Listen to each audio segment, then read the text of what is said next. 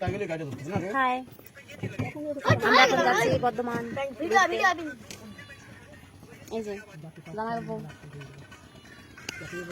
জামার উপরে করে হিরো হিরো লাগছে। দুজনাতে একই খানি চশমা দিই।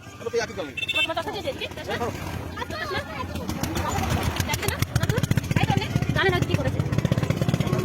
আমরা চাচা স্টেশন চলে এসেছি। এই দেখো বর্ধমান যাব, এখন ট্রেনে উঠবো আমরা।